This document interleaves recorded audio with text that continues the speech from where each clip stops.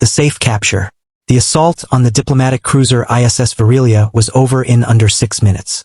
The Zorathian boarding crew was efficient, clean breaching, clean containment, clean domination. No unnecessary casualties. No surprises expected. Because the target was marked as human diplomat, non-combat entity. That classification meant simple rules. No armor. No combat training. High emotional instability under stress. Immediate compliance under threat pressure. So when they found Ambassador Daniel Reyes, he was treated accordingly. No restraints beyond standard escort cuffs. No isolation cell. Just close-quarters supervision in a secured corridor. One guard even commented, "This one will cooperate faster than the others." Daniel didn't respond. He just looked at the floor slightly, as if listening to something no one else could hear. That was their first mistake. 2. The environment of control. The cruiser was built on Zorathian design principles. Stable artificial gravity at 1.2 standard units. Predictable corridor geometry. Linear movement systems for containment efficiency. AI-managed pressure locking systems. Everything about the ship was designed to make movement obedient. To make resistance physically inefficient. To make control feel natural. The boarding crew relied on that. Because in their doctrine, if movement is controlled, rebellion is impossible. Daniel was led through a narrow corridor toward interrogation deck Alpha. 2 guards flanking him. One ahead, one behind. Perfect formation. Perfect control. Perfect confidence. Then, the ship shuddered. 3. Gravity failure event. A low-frequency alarm pulsed through the hull. Not loud. Not dramatic. Just a subtle system correction tone. Then the lights flickered. A technician voice crackled over comms. Artificial gravity fluctuation detected. The guard in front frowned. Stabilize it. But stabilization did not come. Instead, the floor tilted slightly. Not physically. Gravitational vector shift. Then, collapsed entirely. Zero gravity. Complete environmental inversion. For a moment, everyone floated. Even the guards. Even Daniel. The difference was immediate. The Zorathians panicked. Daniel did not. For Earth conditioning. While the guards struggled to reorient their limbs in 0G, Daniel moved. Not smoothly. Not gracefully. But correctly. Because Earth gravity training does something most civilizations never account for. Constant downward force adaptation creates unconscious spatial compensation behavior.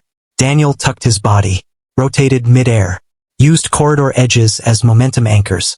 Not floating aimlessly, but repositioning intentionally. One guard tried to stabilize himself using wall grips. Too slow. Daniel pushed off a maintenance rail mid-spin. Closing distance instantly. The guard shouted, "How is he moving like that?" Another answered, "Humans are not stable in zero-gravity environments." But that assumption was wrong. Humans were not unstable.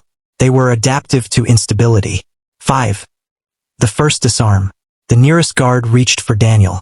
But in 0G, force behaves differently. No grounding means no leverage advantage. Daniel intercepted the arm mid-extension. Used rotational momentum, not strength. Shifted the guard's center of mass. And the guard drifted off balance instantly. The weapon floated away. Daniel didn't chase it. He didn't need to, because control in 0G is not about force. It is about trajectory prediction. And Earthborn bodies are trained for continuous fall correction. The guard hit a wall panel softly. Disoriented. Not injured. Just neutralized. Another guard hesitated. That hesitation cost him positioning. Daniel adjusted mid-air again. Slow. Controlled. Efficient. The corridor was no longer a containment space. It had become a movement puzzle only one participant understood. 6. The crew realizes the shift. The boarding commander monitored via feed. First he smiled. He is drifting. Containment is intact. Then Daniel pushed off a ceiling panel and rotated behind a second guard. Clean displacement. No panic. No wasted motion. The commander's smile faded. Why is he not losing orientation? A tactical officer responded. He is using 0G as if it is normal. A pause. That is impossible for civilians. But Daniel was not behaving like a civilian. He was behaving like someone who had spent a lifetime falling and correcting. Because Earth does not teach balance. Earth teaches recovery from imbalance. 7. The corridor becomes a battlefield. The gravity system flickered again. Partial restoration attempt failed. Now the corridor was in unstable oscillation. Microgravity spikes, directional shifts, floating debris from loosened panels. For most species, this would be chaos. For Daniel, it was rhythm. He timed movement between gravitational pulses, used shift transitions as acceleration windows. Every step was actually a calculated fall. The guards attempted coordinated capture, but coordination requires stable reference frames. They no longer had one. One guard shouted, "Lock him down," but locking down requires ground. There was none. 8. The human advantage emerges. Daniel spoke for the first time. Your ship wasn't built for failure. Pause. That's why it is failing you. He pushed off a wall with controlled force, entered rotational arc, intercepted a floating stun baton mid-air, didn't activate it, just redirected it into a control panel cluster. Systems sparked. Another gravity node destabilized. The corridor shifted again. Now even the boarding crew lost orientation consistency. But Daniel did not, because his body had already adapted to chaos. 9. Psychological collapse of control doctrine. The commander stared at the feed. He is navigating without reference systems. The analyst replied, that is not navigation. Pause. That is environmental memory.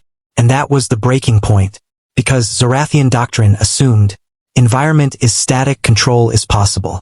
But Daniel was proving environment is variable, adaptation is dominance. Every movement he made was not reactive. It was predictive of instability. He wasn't fighting the guards. He was fighting the idea of controlled space itself. 10. Final confrontation in 0G. Only 2 guards remained functional in the corridor. Daniel floated between them, calm now, breathing steady, not aggressive, just positioned. One guard attempted a coordinated grab. Daniel rotated through microspin momentum, used the guard's own motion vector against him. Both guards drifted into wall restraints. No violence, no brutality, just physics misaligned with expectation. Daniel stabilized himself against a panel, looked at the remaining camera, and said, "You designed this ship for obedience." Pause. "You forgot Earth produces people who survive without it." Final line. And when the boarding crew finally restored gravity control, they found something they didn't expect. The human diplomat was already in control of the corridor. Not because he overpowered them, but because he understood something they never trained for. In unstable environments, strength is irrelevant. Only adaptation survives.